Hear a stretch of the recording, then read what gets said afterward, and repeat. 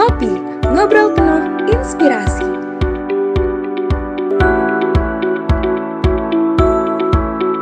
Decision Making Strategy. Halo, selamat malam Sobat Ngulik semua. Kembali lagi bersama kami di Ngopi Podcast, ngobrol penuh inspirasi. Gimana nih kabarnya malam minggu Sobat Ngulik semua? Semoga dalam keadaan sehat dan siap untuk mendengarkan Ngopi Podcast episode kali ini. Seperti biasa, kali ini di episode Ngopi Podcast malam ini, Sobat Ngulik akan ditemani bersama aku, Irma Syafitri, dan tentunya aku nggak bakal sendirian karena aku ditemani oleh rekan aku. Halo, saya Helmi Fauzan Wijaya. Oke, halo Helmi. Halo, Pak Irma. Oke, mungkin semoga kita tetap semangat ya dalam malam minggu kali ini. Ngomong-ngomong nih Helmi, episode kali ini kita bakal ngebahas tema apa nih Helmi? Nah, jadi tema yang akan kita bahas pada malam ini adalah Decision Making Strategy nih, Kak. Wow, keren banget nih. Ini pasti paling dibutuhin banget sih sama teman-teman mahasiswa. Udah pasti banget. Nah, dan pada malam hari ini juga kita udah ditemani oleh narasumber yang pastinya udah kece banget lah ya. Jadi narasumber kita ini merupakan Application Development Specialist di PT Accenture Indonesia. Lalu beliau juga pernah bekerja sebagai Change Management Consultant di PT Solution Indonesia. Nah, langsung aja nih kita sambut Kanisma Medianti. Halo Kanisma. Halo Helmi, halo Irma, selamat malam. Halo juga Sobat Ngulik di rumah. Gimana nih Kak kabarnya? Alhamdulillah baik, mudah-mudahan Irma sama Helmi juga, terus sama semua teman-teman yang lagi dengerin ya. Iya Kak, alhamdulillah kita juga baik. Mungkin untuk mengawali cerita-cerita kita pada malam hari ini, Kak Nisma bisa cerita lebih jauh nih tentang Kak Nisma, educational background-nya, terus perjalanan karir sampai saat ini, terus aktivitas saat ini, mungkin juga sedikit personal life dari Kak Nisma. Oke, cerita sedikit aja ya, gak usah jauh-jauh ya. Oke, aku Nisma Medianti, biasa dipanggil Nisma, terus aku kebetulan alumni dari IPB juga, S1 Fakultas Ekonomi Manajemen, kelas pertama, angkatan pertama untuk jurusan manajemen. Jadi aku masuk tahun 2000, terus mengalami keadaan yang nggak punya kakak kelas, kita out of nowhere digabungin jadi satu angkatan di manajemen, jadi termasuk founder, tapi I'm proud of it. Terus aku tinggal di Jakarta sebenarnya, waktu kuliah di PB jadi anak kosan, pertama kali ngerasain hidup jadi anak kos. Jadi anak rantau? Iya, tapi aku kosnya anak Baranang Siang ya, jadi nggak pernah ke Darmaga. Oh iya, waktu itu masih di Baranang Siang ya Kak? Iya, aku di Baranang Siang kos. Kemudian aku lulus di 2004. Aku pengalaman kerja pertama itu di media sebenarnya, di stasiun TV Antv. Aku awalnya magang di situ untuk skripsi, and then cocok sama timnya, sama bosnya juga, terus mereka tawarin untuk posisi ya starter di, kebetulan waktu itu aku di Departemen Promotion and Publicity. Jadi ya udah aku my first job is in media, in TV station. Terus nggak lama, cuma 1 tahun, and then aku pernah ke asuransi dan banking. Aku pernah di HSBC. Terus aku kenalan sama dunia consulting. Jadi waktu itu pernah masuk di sebuah PT namanya Integrasi Mitra Cipta Karya. Kebetulan mereka satu consulting company untuk implement sistem. Di situ exposure aku pertama di dunia consulting. And then aku abis itu sempat ke sales juga. Terus akhirnya balik lagi ke perusahaan konsultan sampai sekarang. Cuma actually udah kayak 3 kali ganti perusahaan consulting, dan salah satunya sebelum di IT consultant sempat juga di risk and management consulting company gitu sih. Saat ini berarti masih di Accenture, udah 3 tahun, tetap di IT consulting. Jadi aku konsultan buat implementasi sistem, which is namanya SAP. Itu salah satu software untuk ERP system yang mungkin termasuk yang paling the best untuk global. And then aku udah berkeluarga, punya satu anak, kelas 4 SD sekarang. Suamiku juga orang IT, tapi dia lebih teknikalnya. Jadi dulu ceritanya kita ketemunya di kantor konsultan gitu. Simulak juga. Terus di samping kehidupan berkeluarga dan bekerja, aku personally suka banget lari. Jadi hobiku lari.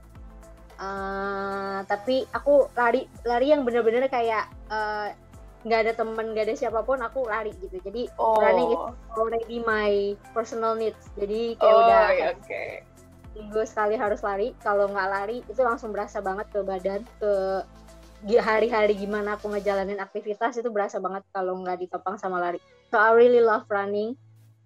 Tapi tetap juga masih suka musik, masih suka travel, masih suka socialize, kumpul-kumpul, gabung di komunitas. Makanya masih senang banget bisa tetap silaturahmi sama teman-teman di alumni dan sivitas manajemen khususnya untuk IPB.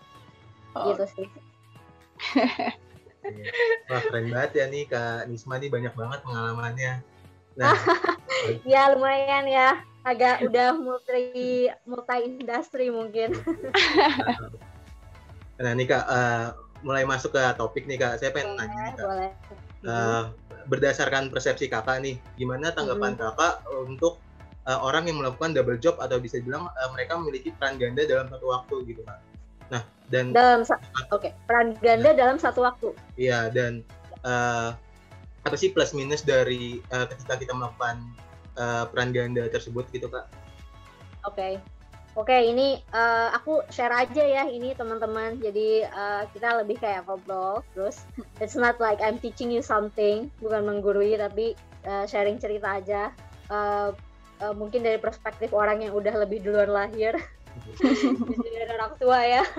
Jadi kalau menurut aku pribadi, setiap orang tuh nggak mungkin entitled only one role gitu loh. Jadi kita semua tuh pasti punya peran ganda sebenarnya. Entah itu di pekerjaan atau entah itu di keluarga. Tapi as a person, kita tuh seorang anak, kita tuh seorang adik, kita seorang kakak. Dari situ aja tuh udah peran ganda ya, which is artinya untuk entitlement itu sendiri, what to do-nya tuh beda, your obligation beda, kewajiban hak kamu beda. Jadi nggak cuma di pekerjaan, sebenarnya you are born with multiple roles gitu. Jadi Allah udah lahirkan kita, udah ciptain kita tuh, manusia tuh udah sebenarnya nggak mungkin dalam satu fungsi gitu. Jadi kita memang udah siap dan terlahir dengan ability buat mengemban berbagai peran dalam kehidupan kita.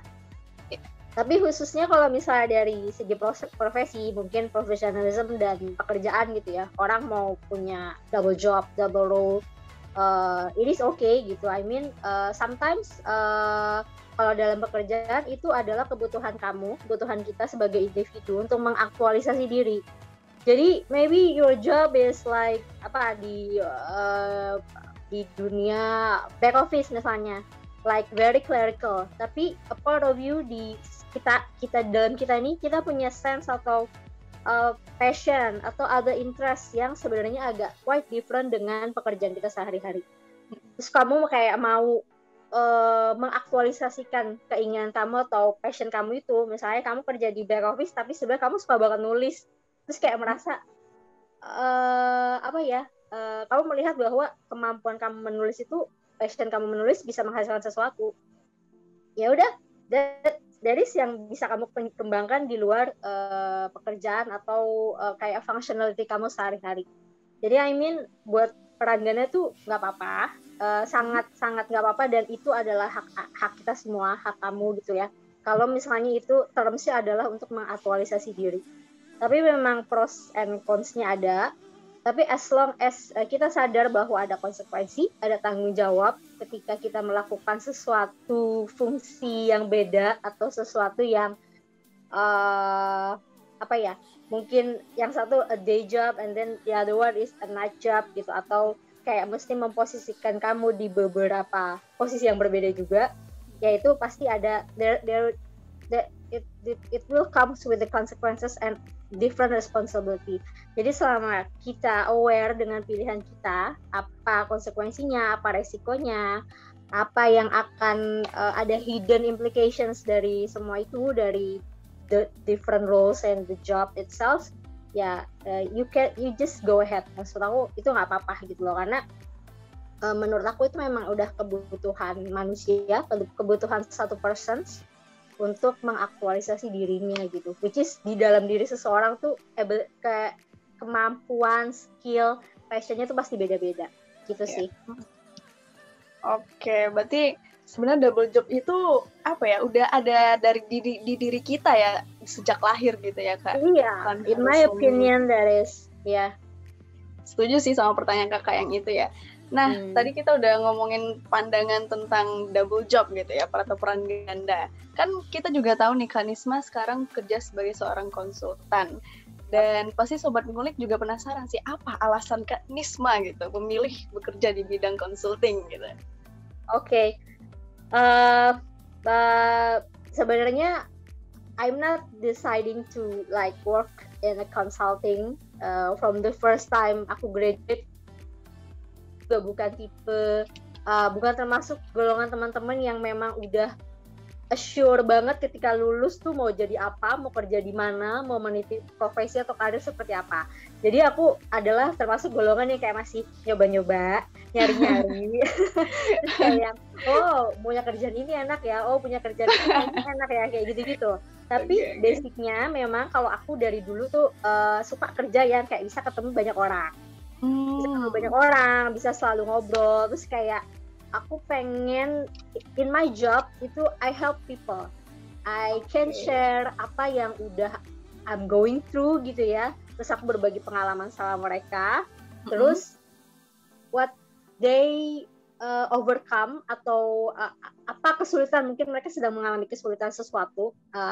Aku tuh wanna be there to help gitu lah. Jadi aku pengen kayak bisa menjadi satu part of solution dari orang lain, atau in bigger terms itu dari our clients atau our customers, kayak gitu sih. Jadi basicnya memang apa yang mendorong aku jadi awalnya aku akhirnya discover ada dunia consulting nih, terus aku masuk ke dalam situ dan memang basicnya di dunia consulting pun menawarkan opportunity untuk selalu ketemu orang lain, selalu ketemu orang baru, selalu ketemu masalah baru juga, and help our colleagues, our clients itu untuk solve their problems. Jadi itu sih yang akhirnya bikin I wanna be in the consulting world like forever gitu. Mungkin maksudnya aku udah firm nih sekarang. Aku wanna spend my career life di sini. Oke. Saya jadi tertarik nih Kak buat masuk ke bidang You should. Consulting tuh menyenangkan banget, selalu menawarkan kamu hal-hal yang menarik, giving you a chance buat mobile. Big change terus banget sih itu. Ya, dan harus selalu kayak be creative, be agile, which is sekarang itu kita semua orang harus kayak gitu kan. Kamu harus selalu sigap, lincah, terus adaptable to any situations. Oh iya. Itu consulting giving you that. Dan nih Kak, kalau berbicara tentang pengambilan keputusan nih Kak, apa sih yang harus kita lakukan untuk mengambil keputusan yang baik dan benar, dan gimana cara kita memilih prioritas yang tepat gitu Kak? Kan kadang kita suka naruh prioritas yang harusnya utama, malah ditaruh di prioritas yang belakang gitu Kak. Gimana cara memilih prioritas yang benar-benar sesuai dengan diri kita gitu? Ya. Oke, sebenarnya how to like gimana kita bisa mengambil keputusan yang tepat gitu ya. Kalau menurut aku itu sebenarnya balik ke setiap orang individu tuh punya like priority and scalability sendiri masing-masing. Tapi sebenarnya apa yang bisa membantu kita dalam memutuskan sesuatu mungkin tidak selalu tepat dan tidak selalu benar. Itu sih yang harus diingat. Tapi selama keputusan itu adalah yang you think that decision is the best for you. Jadi yang penting adalah melihat ke kebutuhan diri kita masing-masing dulu. Kita punya goals dalam hidup kita masing-masing. Kita punya values masing-masing gitu. Misalnya aku pengen kerja di bidang ini atau mentargetkan suatu pekerjaan dengan gaji segitu karena aku dimotivasi. Tapi for some people kayak cuman emang aku sukanya di dunia itu, jadi no matter berapa gajinya, no matter berapa penghasilannya, ya udah biarin aja, yang penting aku emang sukanya di dunia itu kan bakal mempengaruhi keputusan yang mesti kalian ambil kan, whether you pick a job, whether you pick a girlfriend, boyfriend, whether you choose like hari ini mau pergi kemana, mau ngelakuin apa dulu, dalam satu hari aja mau ngelakuin apa dulu itu sebenarnya balik lagi, kamu lagi punya kebutuhan apa di waktu tersebut. Kemudian at the end kamu punya tujuan apa gitu. Jadi kalau menurut aku hal-hal yang mendasari bagaimana kita mengambil keputusan, bagaimana kita juga mempertimbangkan berbagai konsiderasi yang ada, ya balik lagi, what do you need? Kebutuhan apa yang kamu punya? Goals apa yang pengen kamu capai at the end of the day atau at the end of your satu garis tertentu lah, pencapaian apa yang lagi kamu incar? Kemudian apa yang selama ini motivates you the most to do everything, to decide also, itu yang akan menjadi mengarahkan kita untuk kayak mempertimbangkan segala sesuatu and then akhirnya memilih suatu keputusan kayak gitu. Cuman yang mesti diingat adalah menurut aku nggak ada sebuah keputusan yang selalu tepat sih. Jadi dalam setiap keputusan tuh pasti mengandung resiko yang which is bisa jadi resiko itu nggak selalu berhasil kita bisa tanganin. Tapi dalam mempertimbangkan sebelum kita mengambil keputusan, kita udah harus tuh masukin resiko apa, pros and cons apa nih. Misalnya gue memutuskan A rather than B, atau mungkin gue memutuskan mau melakukan activity activity Y dulu sebelum activity D gitu. Jadi dalam mengurutkan activity ya ada resiko masing-masing gitu loh. Jadi kalau misalnya komposisi keputusan lo adalah ABC, resikonya adalah ini, atau there will come consequences. Itu yang juga harus kita catat atau kita pertimbangkan. Jadi selain kembali ke basic needs kamu, kembali ke tujuan kamu, sama memang harus kayak selalu aware ada resiko apa dan konsekuensi apa ketika you finally decide something. Gitu sih. Kira-kira gitu mau bantu ya. Oke, mungkin Sobat Ngulik sangat terbantu tadi sama jawaban Kak Nisma ya tadi. Pertama tentukan dulu apa yang kalian butuhin, terus tujuan kalian itu apa. Terus kita juga harus aware sama resiko yang akan kita ambil terhadap sebuah keputusan. Mungkin nanti keputusan lainnya itu akan mengorbankan hal yang lain juga kali ya Kak. Gitu ya. Pasti kita akan mengorbankan gitu ya. Iya, karena ketika kamu memutuskan sesuatu kan, kamu mutusin A nih, kamu harusnya udah mulai bisa bayangin bahwa when I decide this A atau this action, kedepannya tuh bakal bisa jadi begini, ada proyeksinya juga. Termasuk juga if I choose the B action, kedepannya bakal begini nih. Nah, misalnya those decision, di tengah decision kamu sesuatu itu nggak berjalan seperti yang kamu expect, itu kan pasti ada kemungkinan juga kan, tetap ada kemungkinan. Nah, itu yang mesti kamu pertimbangkan. Jadi kamu kayak termasuk juga kamu meminimalisir like kekecewaan yang mungkin muncul, atau in some di tengah perjalanan kamu mungkin kamu akan jadi harus change your course atau banting setir atau merubah arah haluan, itu bisa aja terjadi. Tapi itu balik lagi ketika kita mau memutuskan, jangka panjangnya pun udah harus dipertimbangin gitu. Tentu banget, jangka panjang nih Sobat Ngulik dipertimbangkan. Iya, harus berpikir luas dan panjang. Visioner gitu ya Kak. Oke, tadi kita udah ngobrol tentang pengambilan keputusan gitu. Kalau dari pengalaman Kak Nisma sendiri nih, kira-kira seperti apa gitu pertimbangan ketika mengambil keputusan baik di bisnis maupun di kehidupan pribadi gitu, pertimbangannya gitu. Mungkin Kak Nisma bisa cerita. Ya, kalau pertimbangan dalam mengambil keputusan, tentunya ya paling gampang sih balik lagi, goals-nya apa, tujuannya mau kemana, apa yang mau dicapai. Dari situ akan lahir tuh ada pertimbangan ini, ada pertimbangan itu. Kemudian juga kita juga mempertimbangkan kalau apa yang sekarang mau kita putusin, it will affects people. Yeah. Itu akan mempengaruhi lingkungan kamu. Jadi I'm sorry to say bahwa kita makhluk sosial, jadi jangan sampai kayak punya pikiran like close yourself gitu ya. Karena sebenarnya apapun tindakan yang kamu lakuin, even pun kamu merasa kamu tuh orangnya emang self loner banget gitu, yang emang I'm happy to be alone atau gimana gitu ya, atau merasa kayak gue kayak emang orangnya agak antisosial kok kak gitu. Iya, tapi langsung nggak langsung itu will affect people. Kamu nggak akan bisa yang kayak walaupun kamu sendirian, walaupun kamu merasa orangnya penyendiri, tapi kamu pasti tetap punya teman, punya keluarga.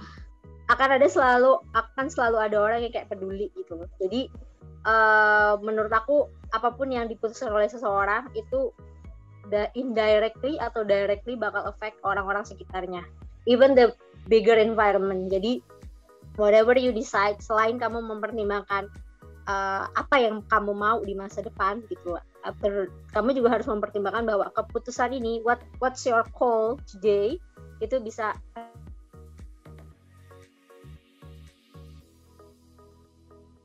bisnis. Itu kira-kira biasanya pertimbangan yang harus kita perhatikan itu ketika mengambil keputusan itu apa gitu kan? Kalau buat keputusan bisnis ya, I think adalah kita harus mempertimbangkan resiko apapun ketika kamu punya beberapa pilihan actions yang perlu di-decide gitu ya. Satu, kemudian jadi resiko atau like the worst possibility that can happen, itu yang harus pertama kali dipikirin. Kemudian balik lagi, seberapa besar atau seberapa jauh keputusan yang kamu ambil ini punya imbas kepada kepada bisnis kamu, kepada karyawan. Itu yang mesti dipikirin juga. Oke. Kemudian juga kalau misalnya pengambilan keputusan ya, pertimbangannya tentu juga ngelihat pasar sih, ngelihat market kamu, ngelihat kompetitor. Jadi kayak ada pertimbangan, adalah konsiderasinya internally your organization atau your business, kemudian juga external factorsnya juga gitu. Dan selain itu nanti broader effects-nya adalah gimana your decision will impact the business, your employee, your stakeholders, other stakeholders gitu ya. Misalnya kamu bermitra sama orang lain kan itu juga harus dipikirin. Which is juga mengambil keputusan artinya kayak harus di-decide bareng sama mitra kamu tersebut. Kayak gitu sih. Oke, berarti dalam mempertimbangkan pengambilan keputusan untuk kehidupan diri sendiri maupun bisnis, kita harus berpikir bahwa keputusan kita ini bakalan berpengaruh terhadap lingkungan kita. Misalkan kalau kehidupan pribadi mungkin berpengaruh terhadap keluarga, kalau di bisnis berpengaruh terhadap ya bisnis itu sendiri ataupun karyawan. Kalau berbicara tentang tools nih Kak, ada nggak sih tools yang Kakak sarankan ini untuk dipakai dalam decision making gitu Kak, yang benar-benar kayak kepake banget dan ngebantu gitu Kak? Aku honestly kalau misalnya decision making tools, if you learn the theory itu banyak banget ya, termasuk juga kalau misalnya nanti teman-teman sobat ngulik ini punya kesempatan untuk kayak belajar di tingkat yang lebih tinggi, and then you mungkin mengambil jurusan like manajemen strategi seperti itu in theory banyak banget. Tapi kalau buat aku ya berbekal kemampuan maksudnya berbekal dengan sejarah pendidikan S1 di manajemen, I think the basic one adalah SWOT analysis. SWOT, ya, itu udah the best banget. Maksudnya itu applicable like your own personal life, bahkan sampai apapun jenis pekerjaan kamu, itu SWOT udah paling kepake banget. Jadi tentunya adalah ketika mau ngambil keputusan yang kamu analisa, ya udah pastilah strength-nya apa, weakness-nya apa, opportunity-nya apa, threat-nya apa. Karena memang dalam setiap keputusan si opportunity sama threat itu juga pasti ada. Jadi kayak threat itu adalah resiko, consequences gitu ya. Opportunity sebagai orang yang sekarang itu ketika semuanya kayak very challenging, kita tuh harus tetap selalu optimis kan. Which is dimana orang yang optimis dan orang yang positif adalah ketika kamu selalu bisa ngelihat peluang di balik berbagai situasi atau keadaan apapun kayak gitu. Dan menurut aku meyakini sih, mau seperti apa kondisinya, seterburuk apapun, itu pasti selalu ada peluang behind that gitu loh. Dan aku pikir sih maksudnya kalau aku sebagai muslim juga ya itu udah mesti aku yakin banget gitu bahwa there in any problems and any case itu akan selalu ada hal baik. Dan itu memang kita harus have belief in that. Harus percaya kalau ada kesempatan dalam kesempitan gitu ya. Iya. Iya, dan aku pikir kalau kita ngelihat sekeliling itu even sekeliling kita juga mengajarkan bahwa selalu ada peluang di balik kesulitan apapun. Iya, benar. Oke, mungkin ini seperti closing statement juga nih Kak. Kira-kira pesan Kakak untuk buat fresh graduate dan mahasiswa yang menonton podcast ini agar tidak salah mengambil keputusan apa nih Kak? Aku sih sama-sama aja ya, maksudnya mengambil keputusan tuh nggak cuma like itu bakal terjadi sampai sepanjang hayat. Jadi even aku pun sekarang 10 tahun kerja masih aja setiap hari kita pasti mengambil keputusan atas apapun. Mau mandi dulu atau mau olahraga dulu atau mau ngapain dulu setiap pagi itu juga udah keputusan. Jadi fokus on your goal saja. Selalu ingat apa sih yang kamu after in life gitu, apa yang pengen kamu capai, pengen kamu kejar. Your focus on your goals sama your aim in life itu yang bakal bisa ngarahin kamu banget untuk bisa ngambil keputusan. Kamu juga harus selalu ingat bahwa the reasons behind everything you decide atau apa yang mau kamu lakukan, alasan di balik itu kan pasti ada ya, alasan orang-orang, people that influence you, pengetahuan yang kamu punya. The more knowledge you have, kamu akan lebih bisa membaca situasi, juga bisa memperhitungkan resiko, yang tentunya akan membantu kamu untuk bisa memutuskan sesuatu tuh dengan tepat sesuai dengan kebutuhan kamu. And other thing mungkin supaya keputusan kita itu bisa dikatakan tepat buat diri kita sendiri, selain berdasar pada tujuan sama the knowledge yang kamu punya, kita juga harus selalu alert aja sih. Jadi please keep an eye, keep your ears open, karena dengan kita jeli terhadap situasi sekitar kita, itu bakal juga membantu kita untuk memutuskan apa yang terbaik for us, tapi juga dengan mempertimbangkan bahwa keputusan itu bisa aja berimbas pada orang lain. Gitu. Nah itu dia Sobat Ngulik, tuh pesan dari Kanisma. Kita harus nentuin dulu nih tujuan kita apa. Kalau nggak ada tujuan mah juga ya susah, bingung atau mau ngapain ya kan. Iya, soalnya memang apa yang mau kamu putusin pasti harusnya poinnya ke situ gitu. Karena mau ngapain sih, mau kemana gitu, baru mutusin kemananya gimana, pakai apa, kapan gitu kan. Nah, kayak pakai 5W1H gitu ya Kak? Iya betul, itu selalu ya dipakai ya 5W1H, karena memang buat observe sama analyze everything ya kita masih pakai itu prinsipnya. Terus aku paling titip pesan aja, kalau in some time mungkin kamu ngerasa kamu ngambil keputusan yang salah,